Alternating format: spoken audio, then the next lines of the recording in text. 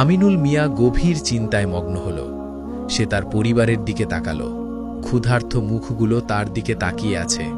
সে জানত, যদি সে এখন বীজ না বোনে তবে তারা নিশ্চিতভাবেই না খেয়ে মারা যাবে। কিন্তু যদি সে আল্লাহর ওপর ভরসা করে বোনে তবে হয়তো আল্লাহ কোনো অলৌকিক ব্যবস্থা করবেন।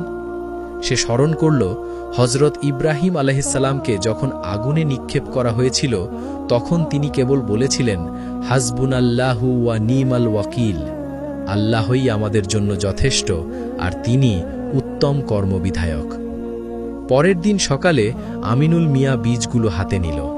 সে তার পরিবারের দিকে তাকিয়ে বলল, আমি জানি তোমরা ভয় পাচ্ছ, কিন্তু আমাদের আল্লাহ আছেন। আমরা যদি আমাদের চেষ্টা করি এবং আল্লাহর উপর পূর্ণ ভরসা রাখি তবে তিনি আমাদের ফিরিয়ে দেবেন না। আমি এই বীজ বুনব, আমি আমার শেষ চেষ্টা করব, বাকিটা আল্লাহর হাতে। সে জমিতে গেল। মাটি ছিল শুকনো, শক্ত, লাঙল চালানো কঠিন, কিন্তু সে প্রতিবার লাঙল চালানোর আগে দৃঢ়তার সাথে বলল, বিসমিল্লাহির রহমানির রহিম। সে বীজগুলো হাতে নিল এবং জমিতে ছড়িয়ে দিতে শুরু করল। প্রতিটি বীজ ছড়ানোর সময় তার মুখে ছিল একই বাক্য, বিসমিল্লাহ। তার এই কাজটি ছিল কেবল বীজ বোনা নয়, এটি ছিল আল্লাহর উপর তার তাওয়াক্কুলের এক জ্বলন্ত প্রমাণ। আমিনুল মিয়া বীজ বনার পর দিন রাত আল্লাহর কাছে দোয়া করতে লাগল। তার পরিবারের সদস্যরাও নামাজে দাঁড়িয়ে আল্লাহর কাছে সাহায্য চাইল।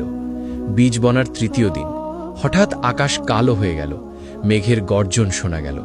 সবাই অবাক হয়ে দেখল, তাদের গ্রামের অন্য কোথাও বৃষ্টি হচ্ছে না, কিন্তু আমিনুল মিয়ার ছোট জমির ওপর যেন মেঘেরা স্থির হয়ে আছে।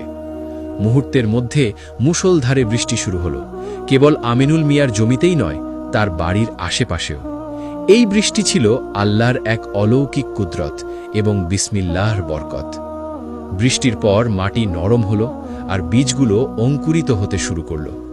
আমিনুল মিয়া তার জমিতে গিয়ে দেখল, তার বনা বীজগুলো দ্রুত বেড়ে উঠছে। অল্প দিনের মধ্যেই তার জমিতে এমন ফসল হলো যা গত কয়েক বছরেও হয়নি। ফসল ছিল দ্বিগুণ, এমনকি 3 গুণ। এই বরকতের ফলন দেখে আমিনুল মিয়ার পরিবারের চোখে অনন্দাশ্রু ঝরল। তারা বুঝতে পারল, আল্লাহর ওপর ভরসা এবং প্রতিটি কাজে বিসমিল্লাহ বলার ফল কত মধুর হতে পারে। বৃদ্ধ বাবা মা বললেন, আমিনুল, তোমার ঈমান ও ধৈর্যের কারণেই আল্লাহ আমাদের এই বরকত দিয়েছেন। তোমার তাওয়াক্কুল আমাদের বাঁচিয়ে দিয়েছে। আমিনুল মিয়া সিজদায় লুটিয়ে পড়ল। সে বলল, আলহামদুলিল্লাহ, সব প্রশংসা আল্লাহর। আমি কিছুই করিনি, সব তারই দান। তিনি আমাদের পরীক্ষা করেছেন এবং আমরা ধৈর্য ধারণ করেছি। এই বরকত হল আল্লাহর পক্ষ থেকে আমাদের জন্য এক বিশেষ নেয়ামত। ফসল কাটার পর আমিনুল মিয়া যখন গোলা ভর্তি শস্য নিয়ে বাড়ি ফিরছিল তখন পথের ধারে সে একটি ছোট কাপড়ের পুটলি দেখতে পেল। পুটলিটি তুলে সে দেখল এর ভেতরে কিছু স্বর্ণমুদ্রা এবং একটি মূল্যবান আংটি রয়েছে। আমিনুল মিয়া বুঝতে পারল এটি নিশ্চয়ই কোনো ধনী পথিকের হারিয়ে যাওয়া সম্পদ। তার মনে একবারও লোভ এলো না। সে স্মরণ করল, রাসূল সাল্লাল্লাহু আলাইহি ওয়াসাল্লাম বলেছেন, যার আমানত নেই তার ঈমান নেই। এই সম্পদ তার জন্য এক কঠিন আমানতের পরীক্ষা। সে তার ছেলেদের ডেকে বলল, দেখো, আল্লাহ আমাদের রিজিক দিয়েছেন, কিন্তু এই সম্পদ আমাদের নয়, এটি হলো আমাদের আমানত। আমাদের অবশ্যই এর মালিককে খুঁজে বের করতে হবে। আমিনুল মিয়া পরদিন গ্রামের বাজারে গিয়ে পুটলিটির বর্ণনা দিয়ে ঘোষণা করতে শুরু করল। কয়েকদিন পর রফিক মিয়া, যে তাকে প্রলোভন দেখিয়েছিল, সে এসে দাবি করল যে পুটলিটি তার। রফিক মিয়া তার দাবির সমর্থনে আংটির সঠিক বর্ণনা দিল। রফিক মিয়া অবাক হয়ে বলল, আমিনুল, তুমি এত গরিব হয়েও এতগুলো স্বর্ণমুদ্রা ফিরিয়ে দিলে? তুমি তো চাইলে এটা লুকিয়ে রাখতে পারতে। আমিনুল মিয়া হেসে বলল, রফিক ভাই, আমার কাছে যে সম্পদ আছে তা হলো আমার ঈমান। এই স্বর্ণমুদ্রাগুলো আমার ঈমানের চেয়ে মূল্যবান নয়।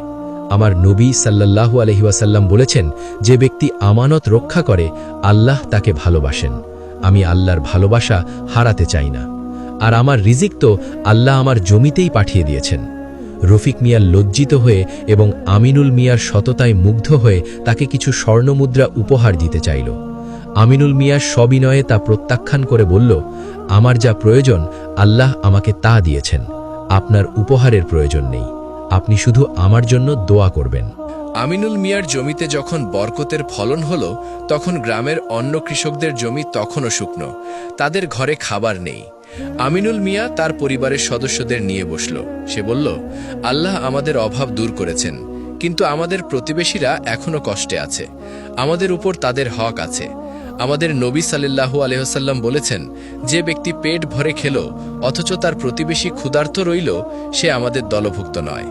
আমাদের তাকওয়া হলো আল্লাহর দেওয়া সম্পদ থেকে তার বান্দাদের হক আদায় করা। আমিনুল মিয়া তার ফসলের একটি বড় অংশ আলাদা করে রাখল। সে তার ছেলে মেয়েদের সাথে নিয়ে প্রতিবেশীদের ঘরে ঘরে সেই ফসল পৌঁছে দিল। সে কাউকে জানতে দিল না যে তার কাছে কত ফসল হয়েছে। সে শুধু আল্লাহর সন্তুষ্টির জন্য দান করল। তার এই উদারতা দেখে প্রতিবেশীরা অবাক হল। তারা বলল, আমিনুল মিয়া, তুমি এত অভাবের মাঝেও আমাদের কথা ভুলে যাওনি। আমিনুল মিয়া বলল, এটা আমার নয়, এটা আল্লাহর দেওয়া। আল্লাহ আমাদের দিয়েছেন, তাই আমরাও অন্যদের দিচ্ছি। মনে রাখবেন, দান করলে সম্পদ কমে না, বরং বাড়ে। এটাই বিসমিল্লাহর বরকত। রফিক মিয়া, যে একসময় আমিনুল মিয়াকে প্রলোভন দেখিয়েছিল, সেও তার কাছে এসে ক্ষমা চাইল এবং বলল, আমিনুল, তোমার জীবনই আমাদের জন্য সবচেয়ে বড় শিক্ষা। আমি এখন থেকে আমার সব কাজ বিসমিল্লাহ বলে শুরু করব এবং আল্লাহর উপর ভরসা রাখব। অষ্টম অধ্যায়, ঈমানের উত্তরাধিকার। সময় গড়িয়ে চলল। আমিনুল মিয়ার সন্তানেরা বড় হল। তারা তাদের বাবার কাছ থেকে পাওয়া ঈমানের উত্তরাধিকারকে ধরে রাখল। বড় ছেলে আবেদ, যে এখন একজন সফল ব্যবসায়ী, সে তার প্রতিটি লেনদেনের শুরুতে বিসমিল্লাহ বলত এবং তার ব্যবসার লাভের একটি অংশ গরিবদের জন্য আলাদা করে রাখত। সে তার বাবার কাছ থেকে শিখেছিল, রিজিক কেবল টাকা দিয়ে আসে না, তা আসে আল্লাহর রহমত ও বরকতের মাধ্যমে। মেয়ে ফাতেমা, যে এখন একজন আদর্শ স্ত্রী ও মা, সে তার সন্তানদের প্রতিটি কাজ, খাওয়া, পড়া, ঘর গোছানো, সবকিছু বিসমিল্লাহ বলে শুরু করতে শেখাত। আমিনুল মিয়া এবং রহিমা তাদের বৃদ্ধ বাবা মায়ের সেবা করে এবং আল্লাহর ইবাদতে নিজেদের নিয়োজিত রেখে এক শান্তিময় জীবন যাপন করতে লাগলেন। তাদের জীবন ছিল গ্রামের মানুষের জন্য এক জীবন্ত উদাহরণ। তারা প্রমাণ করেছিল যে দুনিয়ার সম্পদ ক্ষণস্থায়ী, কিন্তু আল্লাহর উপর তাওয়াক্কুল এবং তাকওয়া হল চিরস্থায়ী সম্পদ। আমিনুল মিয়ার গল্প গ্রামের প্রতিটি ঘরে ঘরে পৌঁছে গেল। মানুষ শিখল যে দারিদ্র্য কোনো অভিশাপ নয়, বরং এটি ঈমান ও ধৈর্যের এক কঠিন পরীক্ষা। আর এই পরীক্ষায় সফল হওয়ার চাবিকাঠি হল প্রতিটি কাজে বিসমিল্লাহ বলে আল্লাহর উপর পূর্ণ ভরসা রাখা।